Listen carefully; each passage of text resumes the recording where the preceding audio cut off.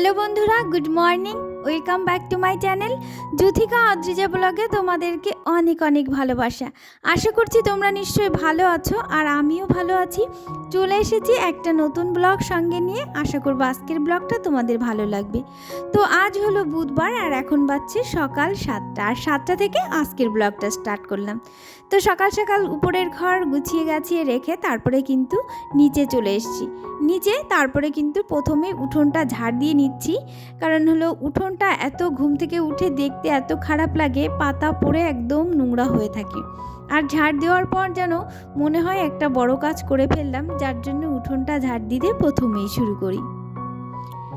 এখনও খুব গরম পড়েনি, আবার এখন কিন্তু বেশি শীতও নেই, যার জন্য কিন্তু উঠোন ঝাড় দিতে খুবই আরাম লাগে।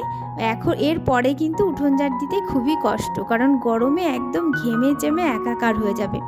আর উঠোনটা ঝাড় দেওয়ার পর রাস্তাটাও ঝাড় দিয়ে নিচ্ছি, কারণ উঠোন ঝাড় দেওয়া হলে রাস্তাটা যদি নোংরা থাকে তাহলে কিন্তু বাড়ির ভেতরটা সেই অন্ধকারই লাগে, যার জন্য কিন্তু রাস্তাটাও পরিষ্কার রাখার চেষ্টা করি। আর এই দেখো ঝাড় দিতে দিতে চলে এসেছি একদম আমাদের রাস্তার মাথায়।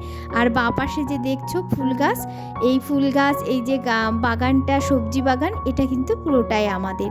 আর দেখো সবজি বাগানে কিন্তু আমার হাজব্যান্ড কাজ করতে চলে এসেছে, কারণ ঘুম থেকে উঠে ও কিন্তু সকালে আগে সবজি বাগানে কাজ করতে চলে আসে। মানে সবজি বাগানটাতে এত খেটে খুঁটে গাছগুলো এত সুন্দর হয়েছে, আর ওর এমন একটা নেশার মতো হয়ে গেছে, ঘুম থেকে আগে যেন সবজি বাগানে না আসলে আর ভালো লাগে না। দেখো সবজি বাগানে কত সুন্দর বেগুন গাছ, কচু গাছ, মেথি শাক, ধনিয়া পাতা সব কিছু কিন্তু সুন্দর হয়েছে। তাছাড়া এখানে পেঁপে গাছ, তারপরে কিন্তু উচ্ছের একটা জাংলা করা হচ্ছে ওখানে। তারপরে এই যে এখানে ব্রোকলি লাগানো হয়েছে, আর ব্রোকলি গাছগুলোতে কিন্তু ব্রোকলি হয়ে গেছে। তো ব্রোকলিগুলো কিন্তু খুব তাড়াতাড়ি বেড়ে উঠছে। তো জানি না কত বড় হবে, সিজন তো শেষ হয়ে এসছে। তো প্রথম লাগিয়েছে আমাদের এবার, যে 6টা লাগিয়ে টেস্ট করলো যে ব্রোকলি হয় কিনা, তা দেখছি ব্রোকলি হয়েছে। এরপর থেকে বেশি করেই লাগাতে হবে। তো উঠোন ঝাড় দিতে দিতে একটু এখানে একটু সবজি বাগান দেখে তারপরে কিন্তু এবার বাড়ির দিকে রওনা দিচ্ছি, কারণ ঘরে এখনও কিন্তু প্রচুর কাজ পড়ে আছে।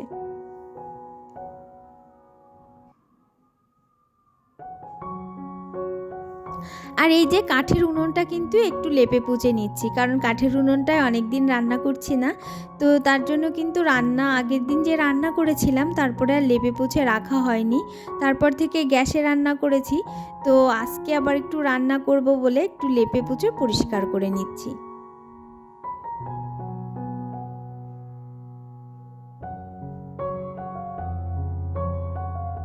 দেখো কাঠের উনুন লেপে পুছে রাখলে কত সুন্দর দেখায়, আর আমার কাছে কিন্তু কাঠের উনুন দারুণ লাগে, যার জন্য আমি রান্নাঘরে কিন্তু কাঠের উনুনটা রেখেছি।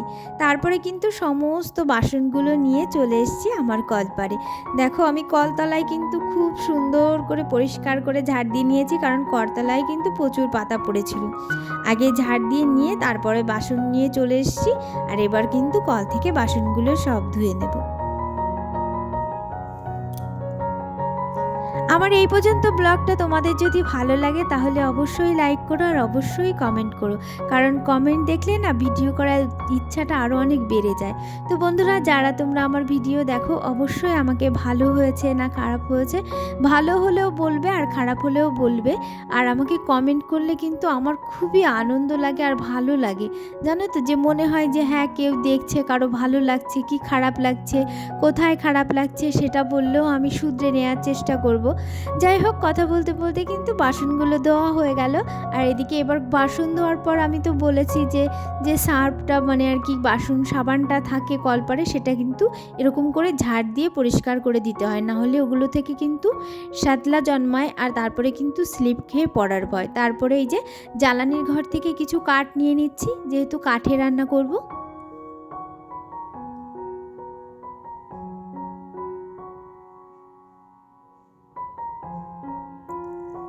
তো রান্না করব কিন্তু বাসি জলে, যার জন্য হাঁড়িটা মেজে আমি হাঁড়িতে বাসি জল নিয়ে নিয়েছি। আর নিয়ে কিন্তু আমি হাঁড়িটা বসিয়ে কাঠ এনে সব কিছু রেডি করে রেখে তারপরে কিন্তু চা ঢেলে নিচ্ছি। আর এদিকে যে 2টো কাপ দেখছো, এটা আমার শ্বশুর শাশুড়ির জন্য, আর এই যে সাদা কাপ প্লেটটা, এটা আমার হাজবেন্ডের জন্য।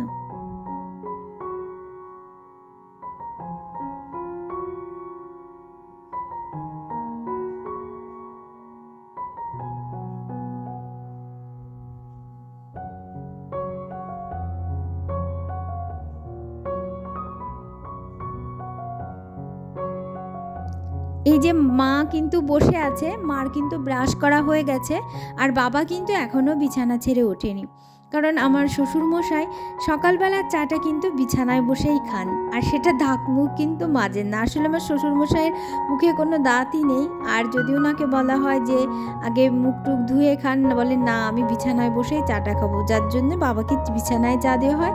মা কিন্তু উঠে দাঁতটা মেজে তারপরে আবার ঘরে গিয়ে বসেছে।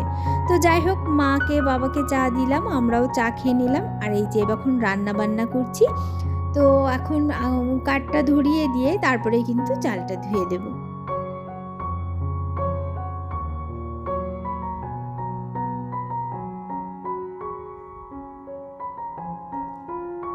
আর এই যে উনুনটাকে সুরক্ষিত রাখতে দিয়ে দিলাম চারিপাশ দিয়ে কিন্তু টাইলসগুলো। আর টাইলসগুলো আমি একটু মেজে পরিষ্কার করে রেখেছিলাম, যার জন্য দেখো পুরো পরিষ্কার।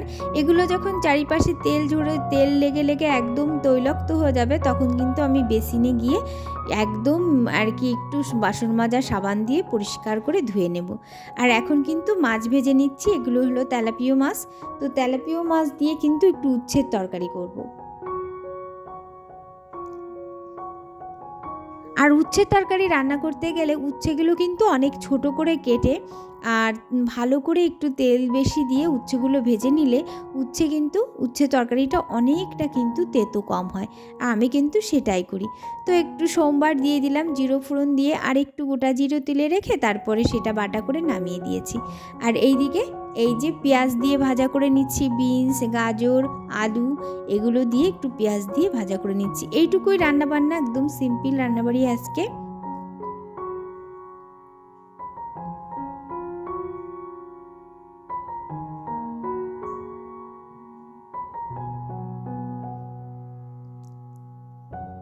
তো রান্না তো হয়ে গেছে, আর এদিকে মেয়েকেও খেতে দিয়ে দিলাম। মেয়েকে তো একটু আগেই খেতে দিয়ে দিচ্ছি, কারণ মেয়ে না খেতে অনেকটা সময় লাগে, আর আমি তো যখন দেরি হয় আমি খাইয়ে দিই।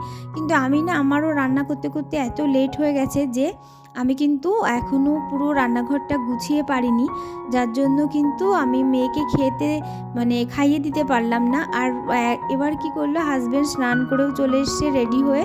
তো ওদের সাথে সাথে আমারও একটু খিদে পেলো, আর চেষ্টা করি যে একসঙ্গে একটু খেতে ভাল লাগে। যখন ওরা স্কুলে চলে যায় না, একা একা বসে আর খেতে ভালো লাগে না, যার জন্য চেষ্টা করি একটু ওদের সঙ্গে খেয়ে নেওয়ার। যাই হোক, খাওয়া দাওয়া হয়ে গেল। আর এখন কিন্তু এই যে স্কুলে চলছে বাপ বেটি, আর যেহেতু পরপর ওদের স্কুল, আগে মেয়ের স্কুল তারপরে হাজব্যান্ডের স্কুল, তো মেয়েকে নামিয়ে দিয়ে হাজব্যান্ড স্কুলে চলে যাবে।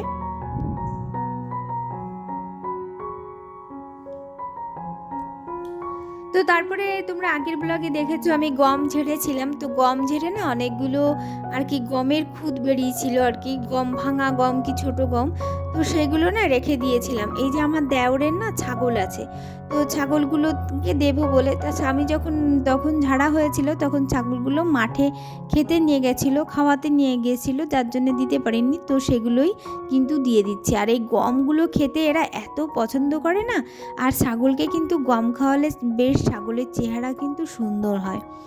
তো যাই হোক, দেখো কত মজা করে ছাগলগুলো কিন্তু গম খাওয়ার জন্য একদম পাগল হয়ে গেছে, আর দেওয়ার সাথে সাথে একদম খেয়ে নিয়েছে।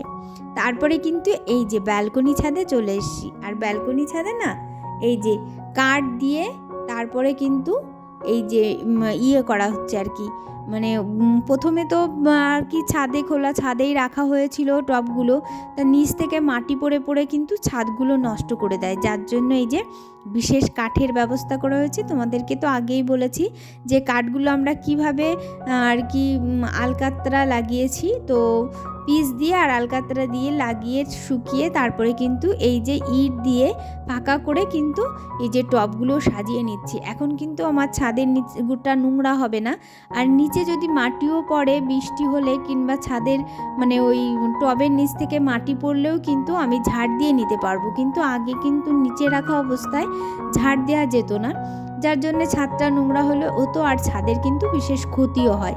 আর এই যে ফাঁকা ফাঁকা করে দিলাম, ইট দিয়ে উঁচু করে দিলাম, এখন কিন্তু নিচটা পরিষ্কার থাকবে। বৃষ্টি হলেও মাটি হলেও আমি কিন্তু ঝাড় দিয়ে পরিষ্কার রাখতে পারবো। আর দেখো এটা সাজানোর পর আমার ছাদটা কতটা ভালো লাগছে, তোমরা দেখো কতটা সুন্দর লাগছে। আর আমি ছাদটা ভালো করে ঝাড় দিয়েও পরিষ্কার করে নিচ্ছি।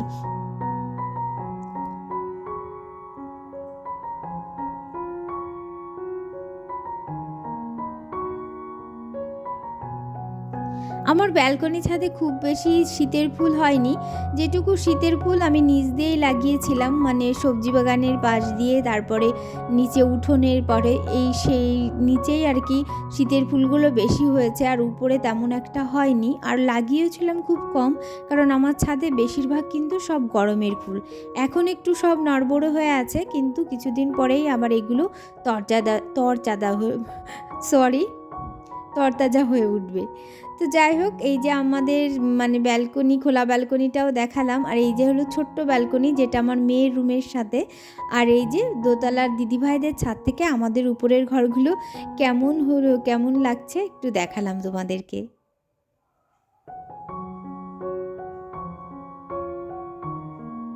তো তারপরে স্নান করে নিয়েছি, আর স্নান করার সময় দুই একটা জামা কাপড়ও ধুয়ে নিয়েছি। তো সেগুলো আর কি ছাদে মেলে দিতে এসেছি। দেখো আমাদের উপরের ছাদটাও কত সুন্দর। বন্ধুরা, কথা বলতে বলতে অনেক সময় কিন্তু এমন হয় একটা শব্দ সঠিকভাবে বের হতে চায় না, এমনভাবে বেঁধে যায় যে মানে পুরো ঠিক হতে চায় না, সেরকমটাই হয়। তো তোমরা কিছু মনে করো না, কারণ সবার ক্ষেত্রেই কিন্তু এই ধরনের ভুল হয়। আর এই ভুলগুলো আর কি শুধরে নেওয়াই কিন্তু সবার কাম্য। তো যাই হোক, তারপরে সব জামা কাপড় নেড়ে তারপরে কিন্তু চলে এসেছি এই যে আমার উপরের ঘরগুলোতে। তো ঘরগুলো কিন্তু মানে এই যে সাজানো হয়েছে, আর সেদিন যে জুতোর একটা আনা হয়েছিল সেটা আনার পর এই যে আস্তে আস্তে কিন্তু আরও একটু সুন্দর করে সাজিয়ে নিয়েছি। আর এইটা কিন্তু মেয়ের রুম, এখানেই রাখা হয়েছে, কারণ এই রুমটাতেই একটু জায়গা ছিল, আর কিন্তু অন্য রুমগুলোতে একদম জায়গা নেই। তো এই ঘরটা একটু খোলা টোলা হয়নি, মানে সকালবেলায় তো এ ঘরে আসা হয়নি, যার জন্য দরজা জানলা কিছুই খোলা হয়নি। তো একটু খুলে দিলাম। আর ঘরের ভেতর না হাওয়া বাতাস না ঢুকলে ঘরটা কেমন একটা দমবন্ধ পরিবেশ তৈরি হয়, যার জন্য একটু দিনের বেলায় কিন্তু ঘরগুলো একটু খুলে দিতে হয়। তো আমার অনেক সময় নিচে এত কাজ থাকে যে আমি উপরের ঘরগুলো যে ঘরটায় আর কি থাকা হয় না, সে ঘরটায় কিন্তু আর জানলা দরজা খুলতে ভুলে যাই। তো যাই হোক, এই যে আমাদের রুমটা, তো আমাদের রুমটাও কিন্তু এখনও পুরোপুরি জানলাগুলো খুলছি না, কারণ এখনও তো তেমন একটা গরম পড়েনি, কিন্তু অবশ্যই জানলা দরজা একটু খুলে রাখা উচিত।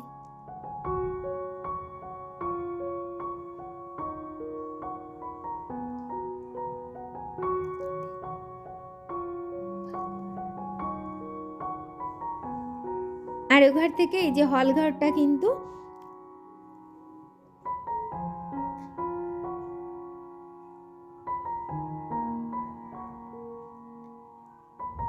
তো তোমাদেরকে একটু দেখালাম যে আমি ঘরটা কিভাবে গুছিয়ে রেখেছি এই শীতের দিনে। তো এই যে পুরো হলঘরটাও দেখালাম, আর ঘরের রুম দুটোও কিন্তু তোমাদেরকে দেখালাম। যাই হোক বন্ধুরা, আজকের ব্লগটা কিন্তু এখানেই শেষ করছি। তোমাদের যদি কিছু ভালো লাগে অবশ্যই লাইক করো, কমেন্ট করো, আর অবশ্যই কিন্তু আমার চ্যানেলটি সাবস্ক্রাইব করে আমার পাশে থেকো। তাহলে বন্ধুরা, আজকের মতো টাটা, আবার দেখা হবে নেক্সট ব্লগে। ততক্ষণ তোমরা সুস্থ থেকো, ভালো থেকো।